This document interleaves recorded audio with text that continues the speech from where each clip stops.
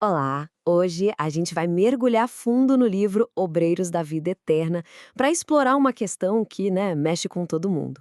O que acontece nos momentos finais da vida? Será que existe algum tipo de assistência espiritual? E é com essa pergunta, uma pergunta bem intrigante do narrador André Luiz, que a nossa jornada de hoje começa. A resposta que ele recebe vai guiar a gente por uma série de observações fascinantes sobre essa transição da vida para a morte. Então vamos lá, para a primeira parte dessa jornada.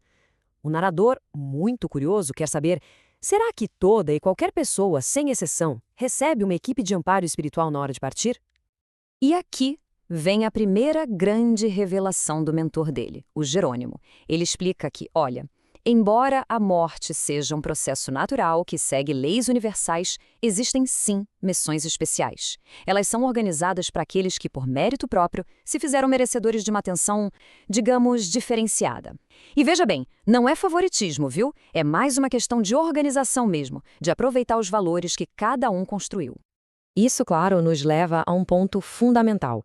Como é que a gente concilia essa ideia de amparo divino com as dificuldades, com as provações que tanta gente boa enfrenta? A resposta que o livro nos dá redefine completamente o que a gente entende por ajuda e por sofrimento. E aqui a gente vê um contraste impressionante. A visão humana comum geralmente espera o quê? Proteção, uma vida sem dor. Já a perspectiva espiritual, segundo a obra, enxerga o auxílio divino de um jeito bem diferente.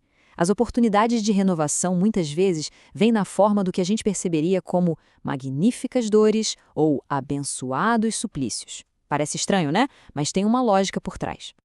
Pois é, essa frase do Jerônimo resume tudo de um jeito brilhante. As dificuldades não seriam punições, mas sim ferramentas de crescimento. São, na verdade, bênçãos disfarçadas que nos preparam para algo maior. Com essa lógica em mente, vamos observar como isso se aplica na prática. Bom, agora a gente entra nos estudos de caso. Vamos começar com 3 pessoas que demonstram um preparo espiritual assim bem alto para a partida delas.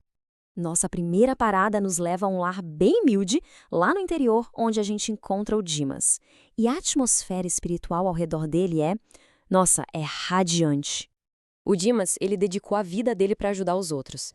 E é por causa desse serviço todo que ele não só está recebendo auxílio, como a consciência dele está desperta para isso. Ele consegue perceber a presença da equipe espiritual, interagir com ela com toda a calma, mesmo com o corpo físico já bem exausto.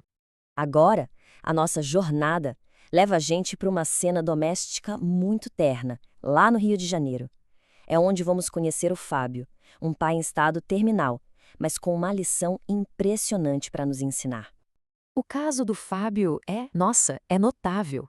A grande obra da vida dele foi preparar a esposa e os filhos para a sua partida, não com desespero, mas com a certeza de que a vida continua. Ele criou dentro do próprio lar o que a obra chama de educação da fé, aquela compreensão de que a vida não termina ali. E isso transformou a despedida em uma lição de amor e de coragem. E essas palavras que ele diz para os filhos pequenos, nossa, elas mostram a profundidade do preparo dele. Ele não fala do fim, ele fala de uma transformação, de uma nova forma de continuar presente e ajudando. É a tal educação da fé na sua expressão mais pura. E para fechar esse grupo de pessoas preparadas, a nossa última visita é num lugar de uma dedicação imensa, um orfanato. É lá que a Adelaide, uma médium muito dedicada, se prepara para sua jornada. A Adelaide, gente, ela é o exemplo da devoção em pessoa. A vida dela foi de serviço constante. E o nível de amparo que ela recebe é tão elevado que ela é assistida diretamente por um benfeitor espiritual muito conhecido, Bezerra de Menezes, com quem ela consegue se comunicar de forma consciente. Imagina ouvir umas palavras dessas, né? Que consolo, que validação. O Bezerra de Menezes não fala das dores dela como se fossem fracassos, mas como cicatrizes de uma batalha vencida. A vida de lutas dela é vista como uma grande vitória da fé e da perseverança. Ok, mas para a gente entender o quadro completo, agora vamos ver 2 casos que enfrentam maiores desafios na transição. O contraste aqui é muito importante para a gente entender a lógica toda. A gente encontra a Albina, uma senhora já de idade, muito respeitável, num apartamento moderno, cercada ali pelo cuidado das filhas. O caso da Albina é bem significativo. Ela é uma servidora do bem, sabe, dedicada, merecedora de todo o amparo. No entanto, a libertação dela é adiada. E aí a gente se pergunta, por quê? Porque um pedido feito com base nas necessidades da família aqui na Terra é atendido para que ela fique mais um tempo. Isso mostra como os laços e as necessidades terrenas podem sim influenciar o processo. E por último, a gente vai para a enfermaria de um hospital bem movimentado. Lá, encontramos o Cavalcante, um homem de muita virtude moral. E esse caso, olha, ele mostra um ponto que é crucial. O Cavalcante é um homem bom, moralmente elevado. Só que falta para ele aquela tal educação da fé que a gente viu no caso do Fábio. Ele não compreende a natureza da vida espiritual e, por causa disso, ele não percebe a ajuda que está sendo oferecida. O apego excessivo dele à família e a influência de parentes que já partiram, os desencarnados, acabam criando uma barreira, o que torna o auxílio muito mais difícil. Então tá, depois de acompanhar essas 5 jornadas que são tão diferentes umas das outras, que lições fundamentais a gente pode tirar ali do limiar entre os dois mundos? O que esses 5 casos revelam pra gente? Bom, dá para tirar umas 4 percepções bem importantes. A primeira, a vida de serviço, como a do Dimas e da Adelaide, não é só um ato nobre.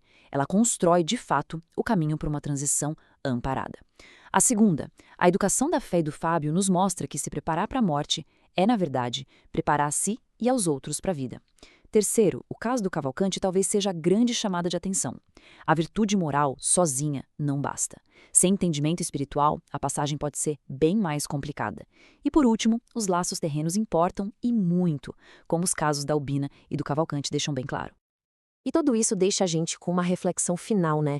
A narrativa toda sugere que a morte não é um ponto final, mas sim uma passagem.